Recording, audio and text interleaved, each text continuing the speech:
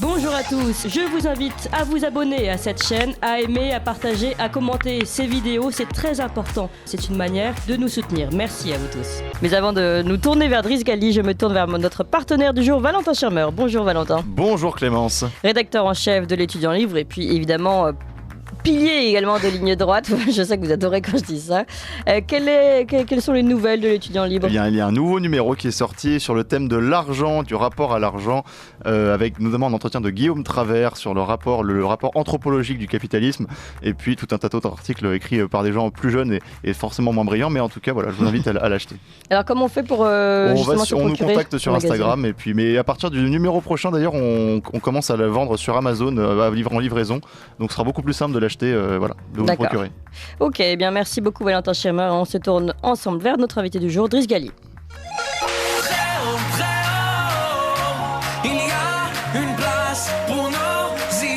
Vue de haut. Bonjour Driss Ghali. On vous avait déjà reçu il y a bien longtemps pour une table ronde, c'était très intéressant et aujourd'hui vous revenez avec un nouveau livre français, Ouvrez les yeux, une radiographie de la France par un immigré aux éditions L'Artilleur. Je vais redonner votre présentation. Vous êtes auteur marocain, formé en France, expatrié au Brésil. Vous connaissez bien les relations entre l'Espagne et le Maroc.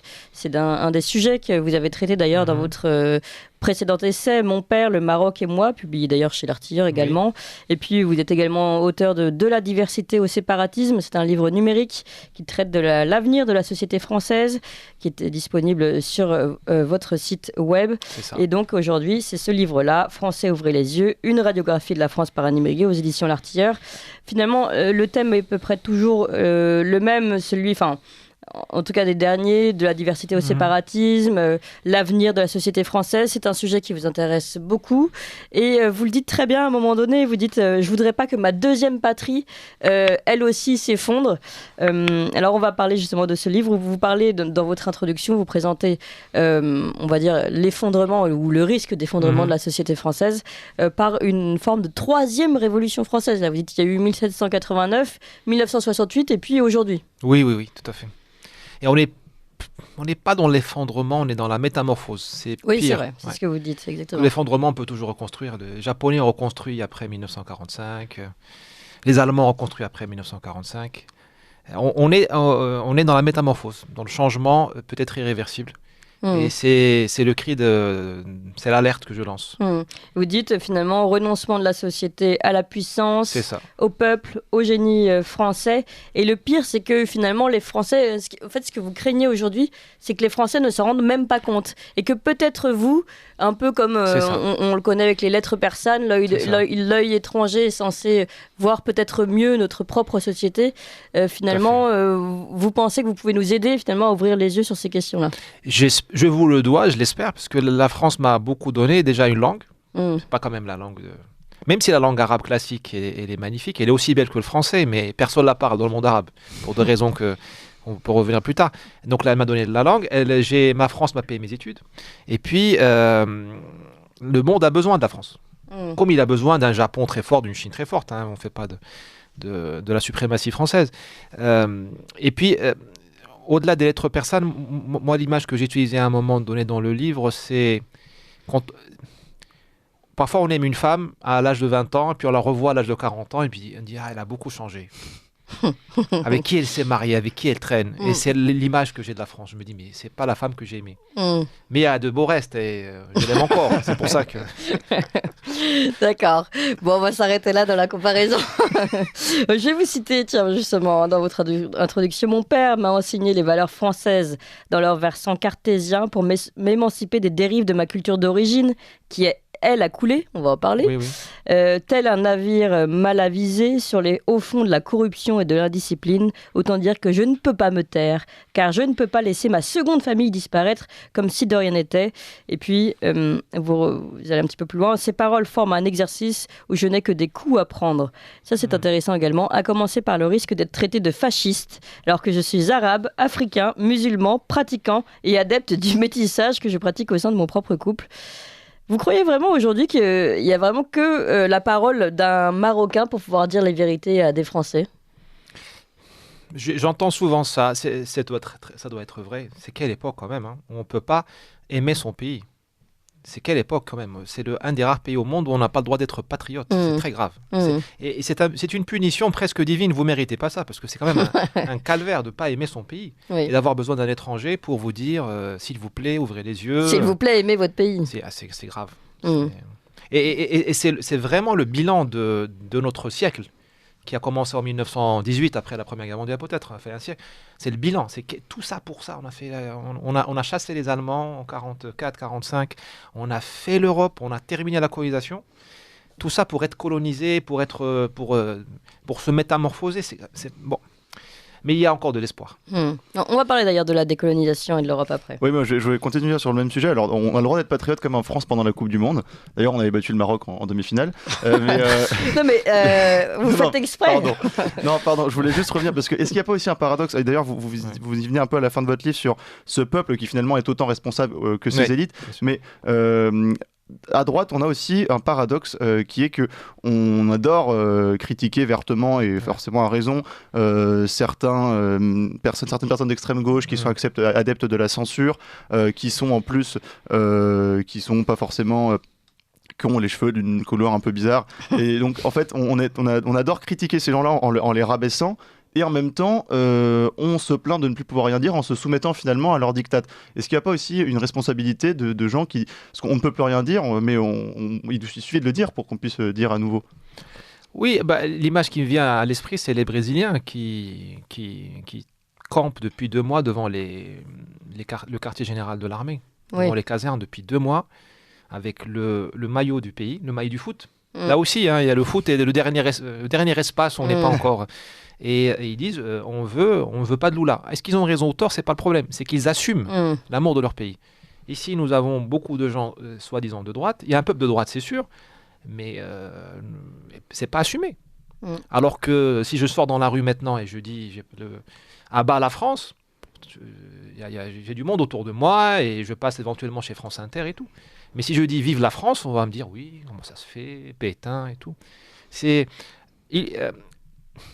Il faut qu'on récupère le pouvoir. Et le pouvoir, il est intérieur. C'est un peu la Boétie, c'est l'habitude volontaire. Le pouvoir, il est intérieur, il faut qu'on le récupère. Et il faut savoir dire le mot qui commence par M au reste. Le problème, c'est la respectabilité. Parce que nous sommes dans une civilisation de la réputation actuellement. Et il y a plein de lignes rouges, de lignes jaunes. Et voilà. Mais le problème, c'est que là, il y a le Titanic, il y a l'iceberg, et on se fiche de l'idéologie du capitaine. Il s'est trompé, parce qu'on s'est pris l'iceberg. On va se le prendre, ça dépend comment on est réveillé. Et vous déplorez d'ailleurs même ce renoncement finalement au conflit, à l'humour en France, qui est gravissime, parce que ça fait partie de notre essence et notre civilisation. Moi, j'ai en mémoire mon grand-père et ses 2 frères qui chacun avait une opinion politique différente. Dans les dîners de famille, ça se chauffait plus qu'à blanc. Et puis par contre, le samedi d'après, ils étaient à nouveau à table, et si de la semaine il y avait un problème, chacun était là pour l'autre. Donc on a tellement obnubilé par les idées qu'on ne voit plus finalement qu'on est d'abord un peuple et d'abord on ne se reconnaît plus dans l'autre finalement. Puis il n'y a plus d'intimité pour faire l'amour et faire l'humour, ça va ensemble. Il faut une certaine intimité, parce que l'humour, c'est le risque de l'intelligence, le risque de la surprise. Là, on peut plus. Tout le monde est susceptible, et puis nous avons la diversité qui est réelle. On est déjà un pays multiconfessionnel, multiracial. Donc, pour faire des blagues, on fait attention. Et puis il y a la loi par-dessus. Ce qui fait que finalement, tout le monde s'abrutit, parce que personne ne fait de blagues. Même nos arts sérieux, l'architecture, la littérature, le cinéma, tout le monde est dans on est dans le minimum syndical. Hein, on dit, voilà. Ça me rappelle les films peut-être de l'Europe de l'Est, de l'époque communiste, où pour montrer une voiture, il fallait vous montrer la voiture. Nous n'arrivons plus à évoquer. Et ce qui m'inquiète beaucoup, c'est cette histoire de représentation. Aujourd'hui, si on s'en tient au discours dominant, un noir ne s'identifie qu'à un noir. Donc un noir, pour qu'il achète de l'eau, il faut qu'il voit une noire dans la pub d'Evian. Et un blanc... Et bientôt on nous dira que la couleur même de l'eau pose problème. Enfin, la couleur, la transparence. Non, mais c'est vrai. C'est incroyable. Parce qu'on nous l'a dit du blanc de poulet, je vous rappelle. Bien sûr, bien sûr, bien sûr. Alors qu'un des grands progrès de l'humanité, c'est le fait de voir les valeurs incarnées dans les personnes. Quand nous voyons Obama, on se fiche de sa race. Il n'y a que nos chers dirigeants qui voient en lui un noir. D'ailleurs, il est métis, mais bon, ça on l'a oublié. Oui. Mais nous, on voit en lui la valeur du succès, de la jeunesse. D'ailleurs, il y a beaucoup de populations noires qui se sont retournées, justement, qui ne se reconnaissent plus en Obama et qui ont lancé un nouveau mouvement, Leave the Plantation. On arrête de nous coller une étiquette de noirs qui sont encore dans l'idéologie de l'esclavage. Fascistes. Oui. Ce sont des fascistes. Oui. Des Nord-Africains, américains, fascistes. Non, mais ça me rappelle quelque chose. En 1945, il y a eu des émeutes à Sétif en Algérie. Parce que les soldats de l'armée française qui étaient d'origine algérienne sont revenus en Algérie et ils ont retrouvé le monde colonial. Ils croyaient qu'ils allaient trouver l'égalité. Il y a eu d'autres soucis aussi. Il y a eu de l'agitation et il y a eu donc des grandes émeutes, des massacres interethniques, on va dire, entre les Français et les musulmans, comme on disait à l'époque, entre Européens et musulmans. Le Parti communiste, qui à l'époque n'était pas encore anticolonialiste, enfin il a eu des phases. Il a titré, je crois c'est l'UMA, le fascisme de retour en Algérie. Parce qu'il a accusé les indépendantistes d'être fascistes. Donc on est toujours le fascisme de quelqu'un. Ça dépend de l'idéologie. Du point de vue dominant, etc. Voilà. Alors moi, je voudrais qu'on vienne dans le fond de votre livre, puisque vous dressez d'abord un constat de l'état de la France. Et en fait, vous expliquez comment on est arrivé à ce scénario-là avant d'essayer de proposer justement un réveil. Et donc, je le disais tout à l'heure, vous dites la France a renoncé à sa puissance, à son peuple et à son génie français. J'aimerais bien qu'on rentre dans dans chacune de ces thématiques. Alors, à son peuple peut-être, parce que je crois que vous commencez par ça dans votre livre. Le grand renoncement au peuple, dites-vous. Comment vous expliquez ce renoncement ? Bon, le renoncement au peuple, déjà, en quelques mots, c'est le renoncement à la natalité, le renoncement à faire des enfants. Le fait que nous sous-traitions, je me considère comme français, l'accroissement démographique, aux immigrés. Aux immigrés, oui, tout à fait. Qui sous-traitaient. Enfin, aujourd'hui, vous avez les chiffres sont éloquents. Oui, puis on a les derniers chiffres qui sont tombés, donc là, vous êtes tout à fait dans l'actualité. On est presque un enfant sur deux qui naît aujourd'hui est d'origine immigrée, souvent extra-européenne. Ce renoncement au peuple aussi, c'est la thématique du remplacement géographique, le grand remplacement pour prononcer des mots qui fâchent. Interdits. Des mots interdits. Et ce grand renoncement au peuple, c'est aussi le grand renoncement à l'intimité. C'est-à-dire que comme nous vivons dans la diversité, tout le monde se comprime, tout le monde se réprime, parce que mini-jupe, je vais choquer le musulman. Je fais volontairement les clichés. Noël, je ne peux pas le fêter parce que c'est un signe religieux et le musulman sunnite va dire mais pourquoi pas moi. Voilà. Donc on renonce à l'aisance qu'on avait avant. Je compare la France à la maison. Quand on est à la maison, on est en pantoufles, on n'est pas maquillé. Et on est aimé comme ça. On n'a pas besoin de vous voyer les gens ou de se mettre en cravate. Voilà. Et là, dans la société qu'on a aujourd'hui, on est tous sur le qui-vive en permanence. Mais vous-même, vous le ressentez, vous-même qui n'êtes pas forcément de culture chrétienne. Ah oui, enfin, bien sûr. Il y a la spontanéité se perd. Et tout le monde, et on est dans une société de plus en plus politique. C'est-à-dire que même le climat est devenu politique, même la météo est devenue une session de propagande de commissaires politiques qui vous dit, vous voyez, le changement climatique, tout est politique. Et vous avez vu, j'ai travaillé en entreprise. Je n'ai pas le droit de dire pour qui j'ai travaillé parce qu'en partant, j'ai signé un contrat pour dire que je ne dirais pas du mal. Et je n'ai pas envie de dire du mal. Mais j'ai travaillé dans une entreprise où on était encore des salariés. Aujourd'hui, je regarde la publicité des entreprises du CAC 40, mais on est déjà dans la diversité, c'est un message politique. Alors que les entreprises, on leur demande de faire des bons produits, pas chers, et de gagner de l'argent. Et on a l'impression qu'ils ne veulent pas faire ça. De la qualité, si possible. La qualité, c'est possible. Et de fabriquer en France. Il y a encore, s'ils veulent encore créer un peu, de payer quelques impôts ici, créer quelques...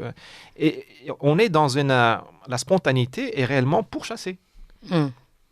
Non, mais c'est vrai, et en plus on mène cette politique d'immigration au nom justement de l'universalisme et de la prétendue interchangeabilité des individus, et puis finalement on se retrouve à devoir s'excuser à s'excuser et à renoncer à sa culture pour ne pas déranger l'autre. Donc c'est encore un paradoxe de plus, et puis ça montre finalement la haine de soi, et puis le vide, l'absence de racines de la France, l'absence de transmission qu'il y a maintenant entre les générations. C'est aussi toute cette culture-là qui disparaît. C'est aussi parce qu'on n'a plus de culture et plus de quoi être, parce qu'on ne sait plus pourquoi être fier, qu'on accepte l'autre finalement. Disons que c'est un cercle vicieux. Le capitalisme a eu besoin des immigrés. J'allais dire qu'il en a eu besoin. Il en a toujours besoin. Parce qu'il faut bien faire marcher Uber Eats, Deliveroo, et pour ne pas les citer. Faire plaisir au monde du PT. Parce que là, vous rejoignez la thèse d'Éric Zemmour. Hein. Ah oui, ma chute. Entre maghrébins, on va s'arranger. Il est berbère, je suis arabe. Donc, d'ailleurs, la diversité, ça me fait rire. Nous, au Maghreb, nous connaissons la diversité. Oui. Les Arabes, nous avons colonisé les Berbères et c'est pas encore passé. Demandez aux Kabyles, demandez aux gens du Rif. Enfin bon. Vous avez donc le capitalisme, lui, il a sa logique. Lui, il en a rien à faire de la France. D'ailleurs, il est d'origine maintenant américaine et je suis pro-américain, mais il faut dire la vérité. Le capitalisme aujourd'hui parle anglais, il est made in Wall Street et made in Silicon Valley, il n'en a rien à faire de la baguette française. Ils peuvent l'appeler Mac Baguette demain ou fermer les... Voilà, ils n'en ont rien à faire. Ou faire une série avec la tour Eiffel derrière le Villette, je crois. Il n'y a aucun problème. C'est leur logique. Et le problème, c'est que nous, on s'est désarmés. C'est pour ça que je suis assez mesuré je critique l'immigration, mais attention, c'est nous qui nous sommes désarmés, c'est nous qui avons coupé le fil. Et d'ailleurs, c'est ce que vous dites à chaque fois dans votre livre, on est sous sédatif, on s'est nous-mêmes sédatés en fait. Ah oui, on est sous hypnose, sous hypnose. C'est le film de Almodovar, la peau que j'habite. Et c'est vrai que dans ce film, Almodovar est un chirurgien un peu psychopathe. Oui, ça ne change pas trop. Enfin, le côté psychopathe, je veux dire. Ouais. Il kidnappe un jeune homme, il le met sous anesthésie pendant plusieurs jours, et il le transforme en fille. Et il lui fait oublier que c'était un jeune homme. C'est génial, le scénario est excellent. Et c'est ce que nous arrive. Nous, on est sous sédatif, on est en train de se transformer pas seulement en africain et en musulman, c'est en américain. En américain. Nous nous américanisons à vitesse grand V, en bas et en haut de la société. Et on se tiers-mondise et on n'a pas eu besoin des immigrés pour se tiers-mondiser. Vous voyez des phénomènes dans Paris qui sont faits par des Français de souche. C'est pour ça que je suis très inquiet parce qu'il y a un renoncement à soi. Il y a un mot en arabe que j'ai appris il n'y a pas longtemps. Enfin, parfois les fous ont raison. En général, ils ont raison. J'étais dans mon village pas loin de Fès et on tombe sur une folle. Bon, j'ai une énergie, j'attire le... Et je savais, il n'y a pas écrit fou ici au folle. C'est une femme qui vient et elle commence à me raconter qu'on lui a volé son but à gaz. Alors tous les hommes du village, et c'est là que la vie du village est bien, parce qu'on gère c'est un safe space le village. Oui. On n'a pas attendu Rokhaya Diallo pour... c'est-à-dire qu'au lieu de dire à quelqu'un qu'il est fou, on baisse les yeux. C'est ça quand je vous dis l'intimité. Ils ont baissé les yeux, c'est bon. Pas la peine de... Et moi, le citadin tropicalisé qui vit au Brésil, elle a commencé, elle a dit, ce n'est pas la tradition. Ce n'est pas la tradition en arabe. Et le mot arabe tradition, c'est taqalid. Et le mot... ce n'est pas la tradition qu'on lui vole son but à gaz. Ce n'est pas... Oui. On ne vole pas un but à gaz. On vole pas un but à gaz. Je vis seul, je n'ai pas de mari, je n'ai pas d'enfant, on ne fait pas ça à une femme. Et le mot arabe, c'est taqalid. Et le mot arabe d'imitation, c'est taqlid. Et ça, j'ai eu un choc. Bon, nous, les gens qui aimons un peu... on a vendu du temps pour prendre des notes. On a souvent des chocs comme ça. Et j'ai dit, mais elle a raison. Au fait, la tradition, c'est l'imitation des anciens. Et aux Français, on leur dit depuis que les anciens sont pétainistes, fascistes, code noir, esclavagistes.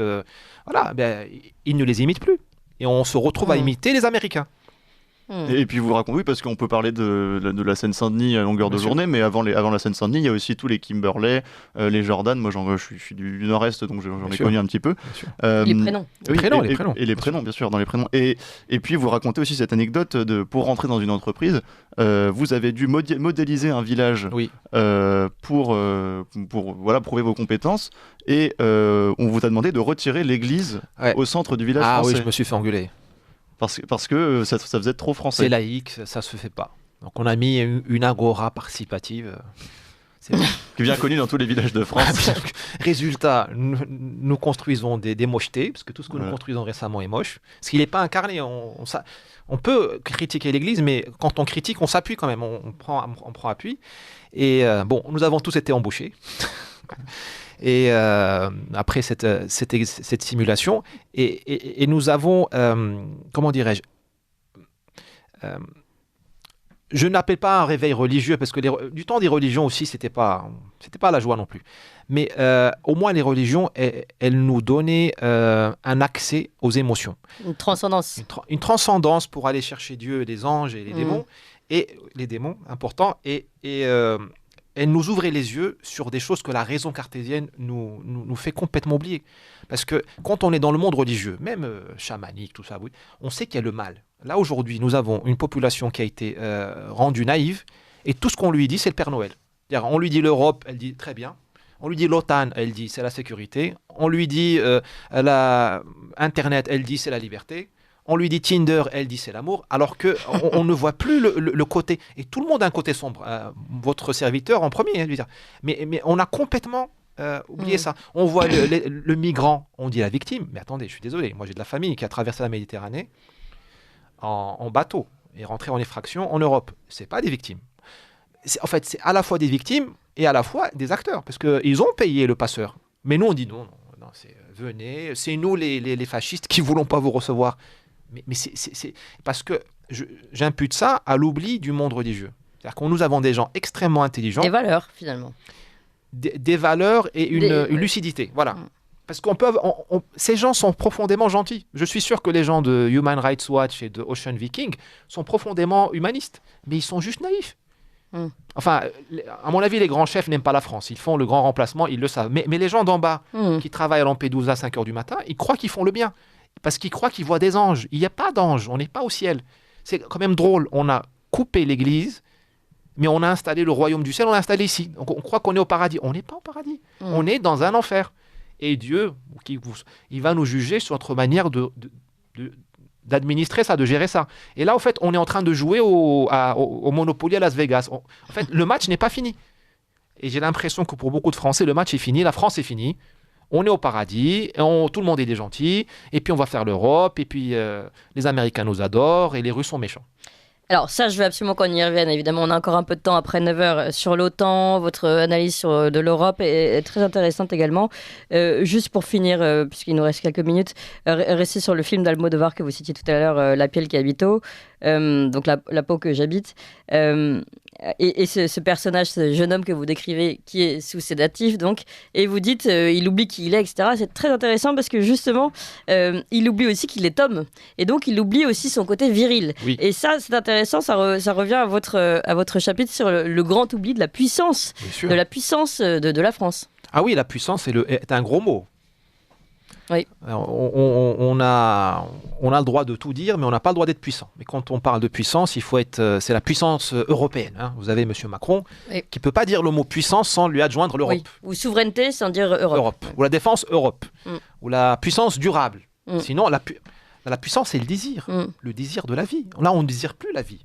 On est dans une espèce de morgue et on se fait conduire. Et d'ailleurs, il y a un bruit qui commence à monter que finalement, faire des enfants, est-ce que c'est pas dangereux pour la planète ? Bien sûr. Est-ce que c'est pas livrer ses enfants à un monde horrible ? Ce qui est vraiment l'absolu, enfin le jusqu'au-boutisme de la négation de la puissance. Oui, alors, le nihilisme. Il y a deux choses que j'ai envie de dire. D'abord, on a renoncé à la puissance, même intérieure. C'est-à-dire que nous disons, voilà, c'est normal qu'on ait 700 zones de non-droit, mais c'est pas normal. Enfin, on serait l'Irak avec un État failli où il n'y a pas beaucoup d'impôts. Les Irakiens ne paient pas beaucoup d'impôts. Nous, on paie beaucoup d'impôts. On n'aurait pas eu Lyoté, Gallieni, Napoléon. Je veux dire, ok, on n'est pas... Là, on est un peuple de soldats, de vaillants soldats, de guerriers. On a un peuple qui paie beaucoup d'impôts. On a un État qui était jadis extraordinaire. On n'est pas attaqué par Daesh ou Al-Qaïda ou Boko Haram. On a juste des mecs qui fument du cannabis. Ce n'est pas les meilleurs guerriers. Et on dit, on leur laisse 700 territoires. C'est ça le renoncement à la puissance. Et puis dans le renoncement à la puissance, il y a quelque chose qui est à mon avis très important, c'est la vieillesse. nous sommes vieux et on peut avoir 15 ans et être vieux. C'est ça le pire. La vieillesse, c'est pas les cheveux blancs, c'est la vieillesse de notre... c'est le renoncement, c'est l'impression d'une mission accomplie. J'ai l'impression que certains Français croient que la mission est accomplie, puis voilà, maintenant on peut mourir. Justement, en fait, c'est intéressant, vous parlez finalement d'impuissance dans votre livre, dans les deux sens du terme. Impuissance aujourd'hui de notre population à se reproduire, impuissance de l'homme et puis impuissance de notre peuple et de notre nation. On continue d'en parler, on va parler de l'OTAN et de l'Europe, encore beaucoup de choses à dire juste après 9h, mais d'abord les informations avec Corentin Périni. Ligne droite. Très haut, il y a une place pour nos idées. Vue de haut. Et nous sommes toujours avec Driss Ghali pour son livre français « Ouvrez les yeux, une radiographie de la France par un immigré » aux éditions L'Artilleur. Driss Ghali, nous parlions de l'impuissance notamment de notre pays, également de nos hommes, pourquoi pas, pour cette question de la natalité que vous avez évoquée tout à l'heure. Nous sommes également avec Valentin Schirmer, rédacteur en chef de l'Étudiant Libre. Je voudrais qu'on évoque, et après je sais que Valentin a des sujets très importants à aborder avec vous, notamment celui du Pinot Noir, je crois, on verra. Je voudrais juste qu'on évoque juste avant, puisque vous avez déjà commencé à tirer cette ficelle-là, celle de l'OTAN, de l'Europe, et puis de notre jeu avec l'OTAN et l'Europe. Et vous avez quelques analyses que je trouve particulièrement intéressantes. Vous dites que finalement, l'engouement pour l'Europe, c'est l'autre versant de la décolonisation, que l'un et l'autre sont arrivés de manière simultanée, enfin concordante. Oui, en fait... Je vais encore me faire plein d'amis, mais vous êtes là pour ça. Oui, c'est le cercle de l'amitié. La décolonisation a été largement accordée par la France aux anciennes colonies, à part l'Indochine, qui était une colonie plutôt rentable, et à part l'Algérie, qui était la France. Et un peu le Cameroun. Il y a eu des soucis au Cameroun. Mais ailleurs, il y a eu des frictions, évidemment. Mais surtout en Afrique, Pourquoi ? Parce que la France a lâché l'affaire. Parce que, très rapidement, jusqu'à la Seconde Guerre mondiale, l'Empire a été abandonné. On y était, ça coûtait pas cher, parce que la diversité des colonies faisait qu'il était très facile de les coloniser, parce que les ethnies entre elles, les Arabes, les Berbères, les Kabyles, tout ça, donc c'était facile. Ça, c'est intéressant à rappeler, oui, évidemment. Parce que la diversité a permis la colonisation. Ça a divisé les colonies, et puis la France est arrivée en sauveur.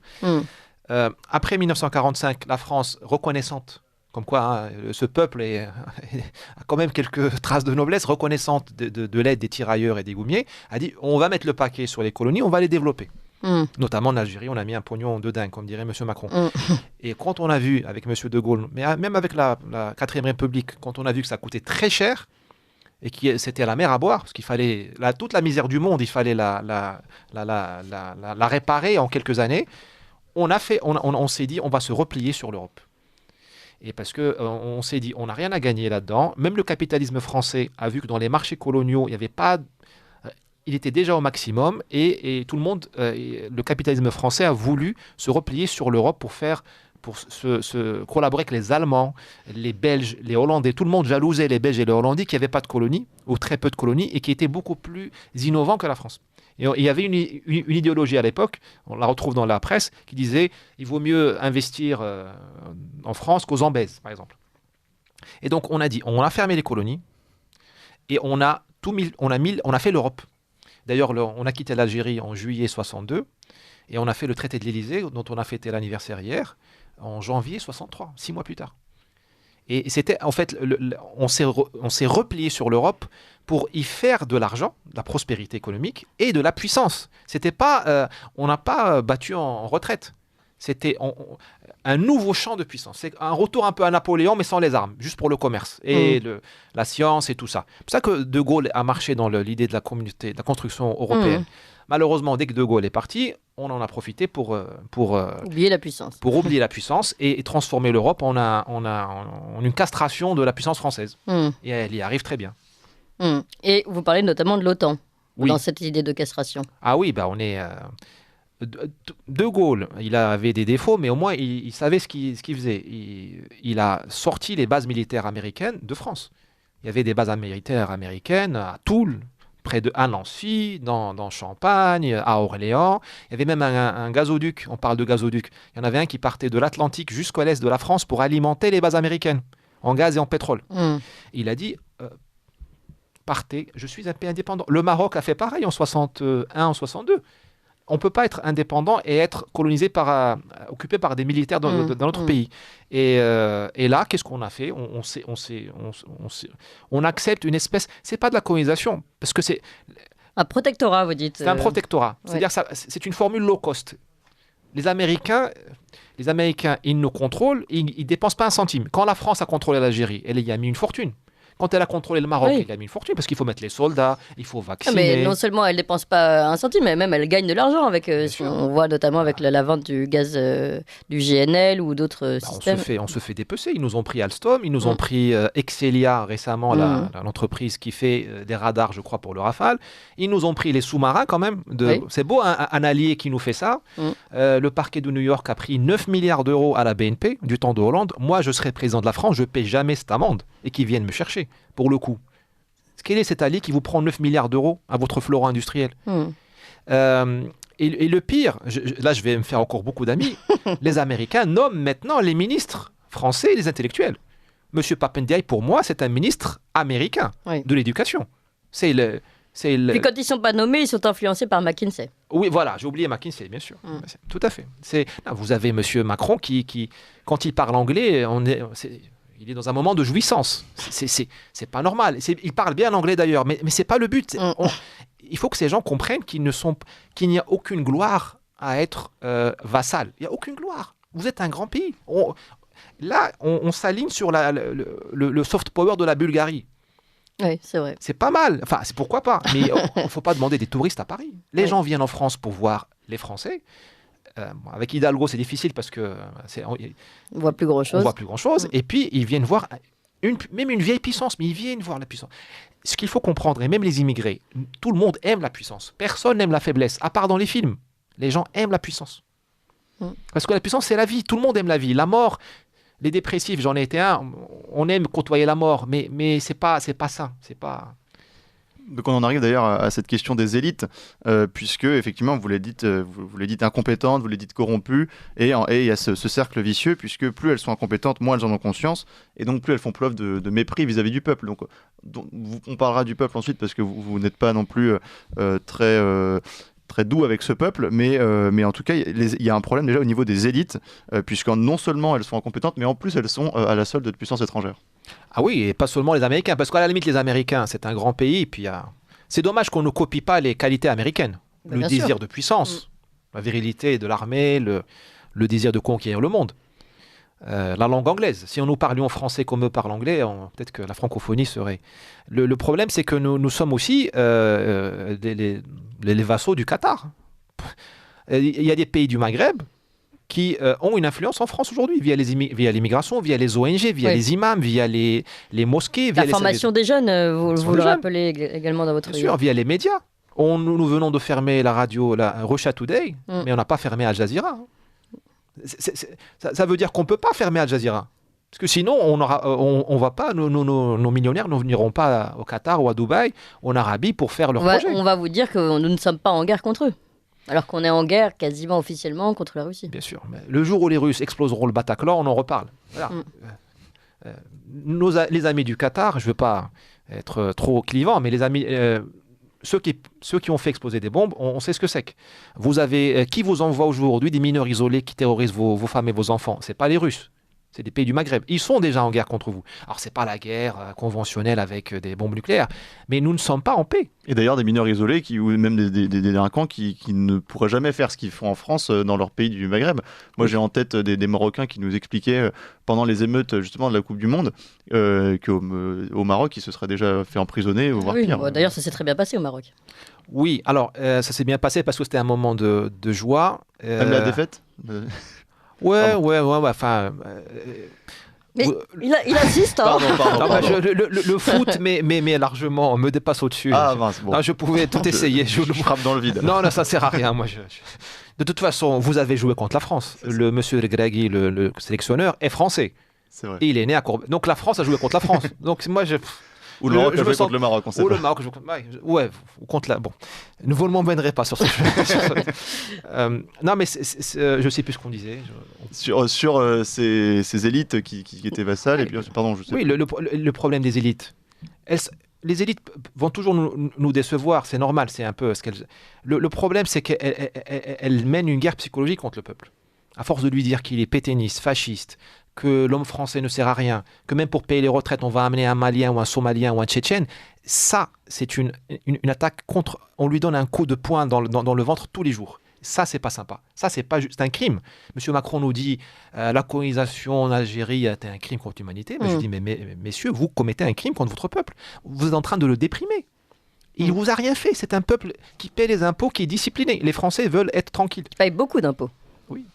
Alors, Valentin, il y a une question importante, je crois, que vous souhaitez poser, non, mais là, avant qu'on arrive à la fin. J'ai un bémol à faire dans votre livre. Je vous cite une phrase. Alors, vous parlez, d'ailleurs, on peut en venir sur le fond, parce que vous dites, de nos jours, le Corse peut se sentir plus proche de l'Indien d'Amazonie, ça a des effets de la mondialisation. De nos jours, le Corse peut se sentir plus proche de l'Indien d'Amazonie qui lutte contre le réchauffement climatique et le Bourguignon en communion avec le Californien qui apprécie le Merlot. Voilà. Le seul problème, c'est que en Bourgogne, le cépage, c'est le pinot noir. Mais c'est un défaut d'assimilation. Voilà, pardon. C'était vraiment très important, Valentin. Ça me pesait sur le cœur. Voilà. Vous êtes bourguignon? Oui, de mer. Non, mais il a des origines de partout, lui. Il défend le terroir français. J'ai réussi à dormir après 3 jours de... Mais finalement, pour conclure, Driss Ghali, parce qu'il nous reste quelques minutes, vous ouvrez quand même ce livre au fait que la France pourrait se réveiller. Oui, pour vous, il n'est pas trop tard. La France s'éveillera. Quand la France s'éveillera, il y a quand même le camp, le monde tremblera. Donc, c'est-à-dire que, comme vous l'avez dit tout à l'heure, de la comparaison, la métaphore avec une femme, il reste quelques beaux restes, on va dire. Ah oui. Et puis, une civilisation peut se refaire une beauté. Vous avez vu les Chinois. Qui aurait parié un centime sur la Chine il y a 100 ans? Ils étaient dépecés. D'abord, quand je parle de puissance, là, on n'arrive pas à aller à Sarcelles. Et s'il y a des gens de Sarcelles qui nous écoutent, je m'excuse auprès d'eux. On arrive de les prendre comme exemple. On n'arrive pas à aller à Sarcelles. Et en 1848, nous avions une concession française à Shanghai. Vous vous rendez compte? On faisait la police à Shanghai. C'est ça quand je dis le déficit de puissance. Je ne dis pas qu'il faut aller coloniser les Chinois. Je dis juste contrôlons le territoire, parce qu'on sait le faire. Donc, la Chine s'est réveillée, donc la France peut se réveiller. C'est très possible. On ne peut pas être arrogant et de dire, parce que le désespoir découle un peu de l'arrogance, de dire j'ai tout compris, je sais tout, c'est mort. Non. Parce qu'on n'est pas dans des mathématiques ici. On est dans des sciences sociales et il y a un effet d'irrationnel. Et puis, n'oubliez pas que c'est le pays des révolutions. Donc, qui a vu 1789 venir, et des révolutions bêtes et méchantes, c'est-à-dire qu'on a tué Louis XVI pour rien, il avait déjà tout donné. Donc, c'est-à-dire que on peut passer du réveil à la transe, et ça va pas être beau peut-être, ça peut être sanglant. Donc c'est quoi qu'on fasse, l'ADN français restera. Et je parle pas de race ici, je parle de méthode de faire. On a un côté tragique, et ce tragique va revenir. Il risque de revenir. Le tragique de l'histoire. Le tragique de l'histoire. Et comme dans le foot, on peut pas. Il y a le tragique. J'espère que nous quitterons. J'espère que nous reviendrons dans la vraie Coupe du Monde. C'est la Coupe du Monde des peuples. Un peu moins de futile et plus de désir. Ça commence, en tout cas, à part la France, à côté, sur la scène internationale, on voit ces pays qui de plus en plus s'assument, s'affirment. La Renaissance la Russie même, la Chine. La Chine. Ouais. Vous voyez même je suis très critique sur mon pays d'origine. Justement, je voulais vous poser une question sur le Maroc. Parce qu'on parle des yeux que vous portez sur la France. Quel regard portez-vous sur le Maroc aujourd'hui? Bon. Il est trop tard pour sauver le Maroc parce que la civilisation est morte, elle est momifiée. C'est un zombie. D'ailleurs, les pays arabes, c'est des zombies. C'est-à-dire qu'on fait des enfants, on avance, on fait des Coupes du Monde, on joue au foot, on fait des TGV, on fait des choses. Mais nos valeurs sont mortes, nos valeurs sont anciennes. On a une corruption qu'on n'arrive pas à régler.